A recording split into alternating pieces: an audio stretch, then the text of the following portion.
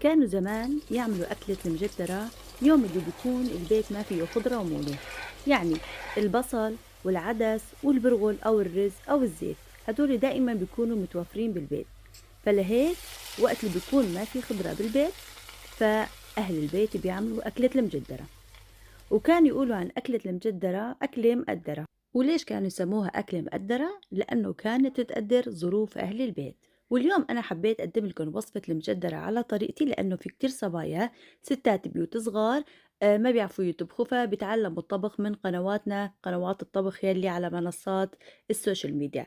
فاليوم رح أعطيكم طريقتي بطبخ المجدرة، رح أعطيكم طريقة كتير قديمة، وكمان رح نعمل شوربة هي من العدس نفسه، كتير بتطلع طيبة، سواء إذا كان معكم متوفر أغراض السلطة أو اللبن أو المخلل، ففيكم تعملوا هاي الشوربة مع المجدرة وطعمتها كتير طيبة. واللي بيعرفها يكتب لي بالتعليقات. ومثل ما شفتوا مكونات الطبخة كتير بسيطة: كاسة من العدس مقابيلهم كاستين من الرز، وكاسة إلا ربع من الزيت أو السمنة أو خليط بين السمنة والزيت، ومن 3 حبات ل4 حبات من البصل حسب الرغبة.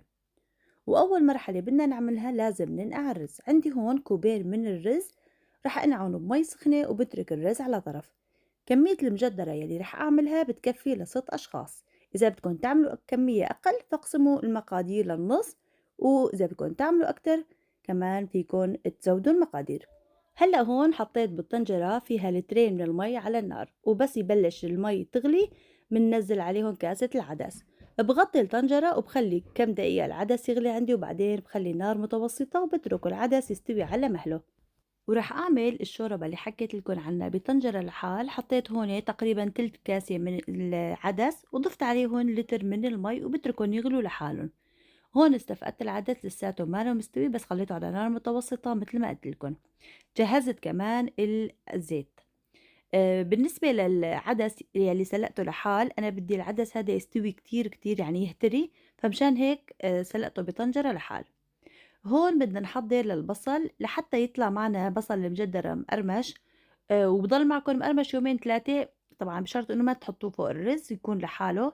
طريقته إنه أنتم تن تفرموا البصل، يكون فرم كتير رقيق، لازم جناحات تكون كتير رقيقة، شايفين هيك لازم تكون الجناحات رقيقة. وشغلة تانية هلّأ باقول لكم إياها أثناء تحضير أو تقلاية البصل، باقول لكم إنه شغلة تانية شو هي بتكون لحتى يضل البصل معنا مقرمش يومين 3، طبعًا من دون أي إضافات. هلّأ هون بعد ما جهّزت البصل رح استفقد العدس. أنا ما حطيت كمية المي الكافية للعدس، لإنه ما بعرف قديش العدس وهو عم ينسلق رح يمتص مي، فأنا رح أترك، يعني حطيت أول شي مبدئيًا المي، ورح نزّل الرز. طبعًا هون الرز المنقوع غسلته ونزّلت عليهم ملعقة واحدة من الملح. هلّأ هيك حركتهم تحريكة بسيطة بس لحتى شوف قديش رح أحتاج المي. طبعًا المي اللي بدي زوّدها للمجدرة ما لازم نكتر كتير مي، بس بدي أغمر الرز. أكتر من هيك ما بكتر، لإنه في عدس بقلب الرز، العدس هو اللي رح يعطي رطوبة للرز، فما بنحتاج مي كتير. وطبعًا لإنه نحن مستخدمين الرز الأصلي، شوفوا مجرد إنه ينغمر عندكن الرز بالمي هيك بيكون كافي. وهلأ باخلّي المجدر على نار عالية، ومجرد ما الرز يبلش يغلي عندي دقيقتين 3، بخلّي النار على نار هادية، وبهالوقت رح أحضّر أو رح نقلي البصل. هون حطيت كمية الزيت، كاسة إلا ربع من الزيت. في ناس بتحب تضيف زيت، في ناس بتحط سمنة. طبعًا مجدرة الرز يا أمّا بالزيت أو بالسمنة، ومجدرة البرغل بنعملها بزيت الزيتون. أو في ناس بيعملوا مع مجدرة الرز خليط ما بين زيت النباتي والسمنة، بتقدروا تخلطوا الاتنين حسب انتوا شو بتحبوا. وهلا هون نزلت البصل مع التحريك المستمر، لازم ضل حرك البصل لآخر لحظة. طبعا أنا هون مهدي النار تحت المجدرة وكل شي تمام، بس ضل عندي إني نزل الزيت أو السمنة اللي أخدة طعمة البصل على المجدرة، وهيك بتكون مجدرتنا صارت جاهزة. ومجرد إنه وصلنا للون المطلوب مباشرة لازم نشيل البصل من قلب الزيت، وإلا فورا بياخد لون. شوفوا هلا هون نشفت المي على الآخر، وهلا رح نزل الكوية. كتير نصيحة مهمة إنكم تنزلوا البصل بقلب مصفاية بهذا الشكل، وبعدين هيك تنسفون مرتين 3. هيك بضل عندنا البصل أسبوع كامل أو قد ما بدكن، ما بيصير له شي. ولكن إمتى بيدبل البصل؟ بس تحطوه على الرز وبياخد رطوبة، أكيد البصل بهي الحالة رح يدبل.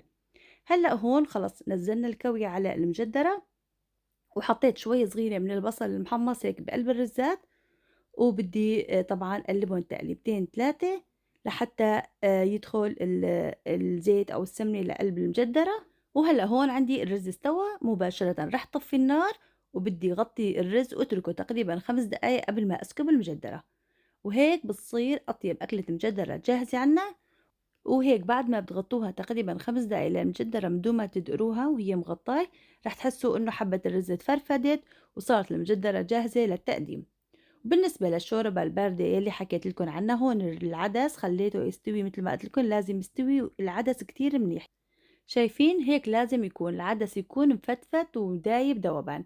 هلّأ رح نزّل العدس بزبدية لحال، ورح نزّل عليهن ليمونتين معصورين، ورح نزّل عليهن سنين من التوم مهروسين طبعًا، ورح نزّل كمون وشوية شطة وملح، ورح نزّل عليهن ملعقتين 3 من زيت الزيتون وبحرّكن. وهيك العدس لحاله رح يبرد عندي أو بنتركه دقيقتين 3 لحتى يبرد. وهيك صار عنا أطيب شوربة ممكن نعملها جنب المجدرة، عن جد كتير كتير طيبة. وشوفوا لي البصلات مبينين من الشكل إنهم مقرمشين عن جد، بيضلوا هيك لأي وقت بدكن إياه وأي وقت بتحبوا تستخدموا. وهلأ هيك المجدرة كمان عندي صارت جاهزة. يا سلام على أكلة المجدرة، وكتير طيب مع المجدرة مخلل اللفت أو مخلل خيار.